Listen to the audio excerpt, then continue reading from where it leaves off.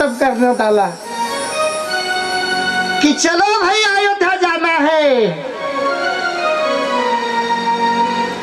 बहुत बड़ा यज्ञ होना है।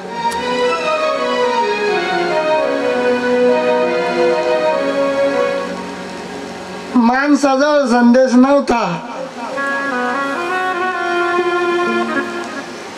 लक्षात आलं? जाऊ पुढे बोलून. तेव्हाच अश्व एवढं हुशार होत, प्रत्येक गावापर्यंत प्रचार प्रसार करत होत. आताच 2 पायाचं प्रचार जर पाठवलं तर कधी भांडण करून येईन सांगता येत, ध्यानात ठेवा लागत. अवघड आहे. आणि मग मधातच ते धरलं गेलं. लव अंकुश, मोठी कथा आहे पण आपलं हे राहून जाईन. आज लई लेट झालं. आपण बघा, पकडल्याच्या नंतर धर्म कार्यात विघ्न कोणी घातलं म्हणून मारुतीला पाठवलं. बोला बजरंगबली हनुमान की जय.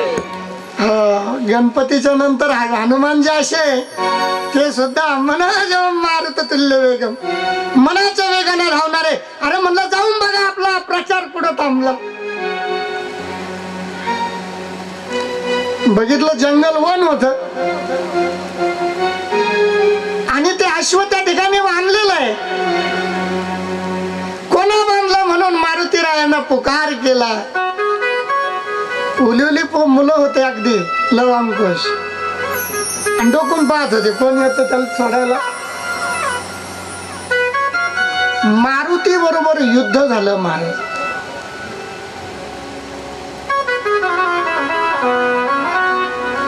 ज्याचा बाप ब्रह्मांडाचा नायक आहे म्हणले त्याच्या पोराला काय येणार नाही.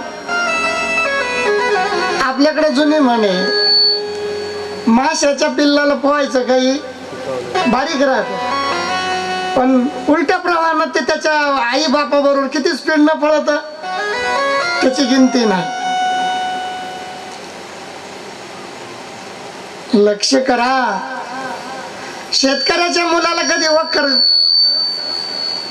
हाणायचं शिकावं लागलं का? ते बापा मागे तुरुंगात तुरुंगात हिंडता शिकून घेत. आणि प्रभू रामचंद्राचे मुलं आहे. नामावर दोहा गायला म्हणून तिकडे बोललो. कधी काळी जर राम कथा लागली तर आपण ते बघू. बोलो सियावर